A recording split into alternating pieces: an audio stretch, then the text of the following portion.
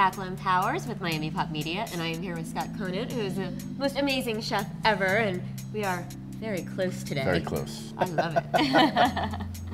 So you are here for the South Beach Wine and Food Festival. Yeah, so I love it down here. First of all, Miami is my second home, and the opportunity came up to do this restaurant, and it was a perfect first step out of New York for me. If you look out that window, look at that view. It's right? Pretty insane. I mean, it's unbelievable. So how much time do you spend in Miami? I'm here quite a bit. I mean, I used to be about every 6 weeks. I was here for several days, 5 days, 6 days. Now I have more restaurants, and I'm in a lot of other cities, and I'm looking at things internationally. So I'm not here quite that much, but I wish I was here quite that much. But I'm always on the phone with my team. I'm always in contact with Nina, the chef here. We have a great time developing recipes and doing new dishes, and working on service and getting this restaurant continually in a place of momentum. How much does the fish in Miami inspire you? Well, the water in general inspires us. It just makes sense to have a large portion of the menu somewhat fish-centric.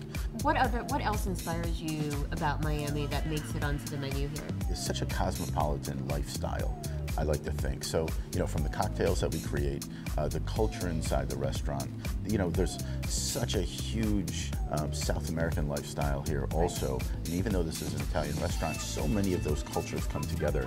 And I really feel like it's a great platform for that. The decor of this restaurant, I mean, with all the blues, it does seem to mirror, the sea that we have. It's very nautical. So when we did this, Jeff Sofer, who owns the Fountain Blue, really wanted some kind of expression that it would be similar to the interior of his yacht at the time.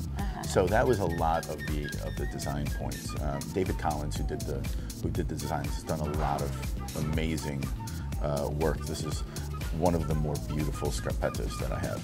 You heard it here first. Miami has the prettiest scarpetta. You were talking about the lifestyle in Miami, and we are pretty healthy, but I mean, for example, your polenta is one of my favorite things, but it doesn't feel that heavy. The intention is really to cook with little or no butter at all. I mean, I really feel that with extra virgin olive oil, which is much lighter, it's much more palatable. I try to cook with a lot of extra virgin olive oil for that reason. Yeah. So not too much butter at scarpetta. Or cream. Or cream. Now the polenta is butter and cream, but you got every once in a while. Everything in moderation, even moderation, that's what I said. Now, your spaghetti is world famous. Did you ever think that you were going to be famous for spaghetti? Yeah, you know what? I'll take it. I always say that I have 2 daughters, and they're going to go to college because of that spaghetti. It's going to be paid for by spaghetti. How often do you develop new dishes? We are always developing new dishes. It's really important for me, the creative process, being a chef, and having chefs that work for me. Really important that we collaborate on dishes.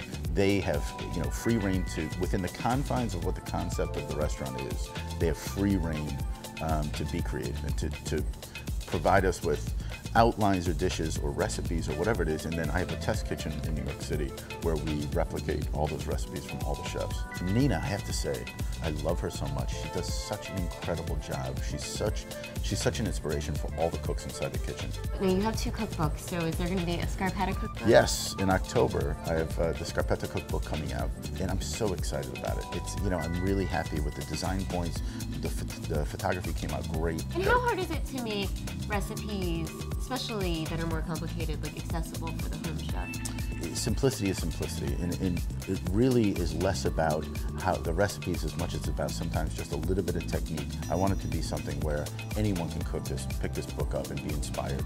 You've been doing some reality TV cooking shows, so what do you think of the genre? I'm a regular judge on Chopped on the Food Network. As a matter of fact, coming up in a couple weeks, they made me compete as well, which I'm not a fan of this kind of competition.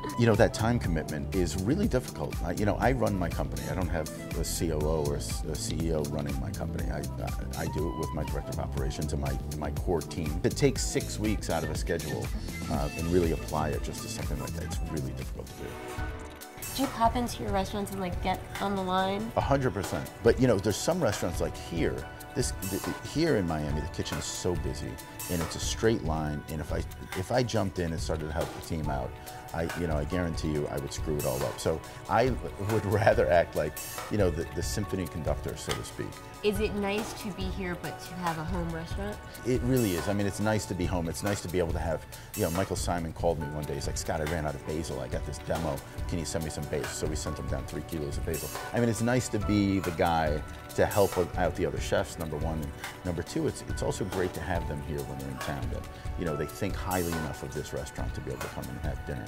It's always meaningful. Any sort of late night cooking or drinking here? Nothing we can talk about. Emerald famously called, you know, the South Beach Wine and Food Festival spring break for chefs. So, what is that's a good point. What's your opinion on this festival? Well, it's definitely not good for my liver. I'll tell you that much. As chefs, we all work so hard, and every restaurateur. I mean, we all work really hard, and we don't always get to hang out. So this is a great opportunity to see chefs that you probably haven't seen since last year. I mean, again, look at this weather, just being here in Miami on the beach with a bunch of people that you love to be with, meeting some really great people who are fans of the show or who love what chefs do in general. It's always just really nice.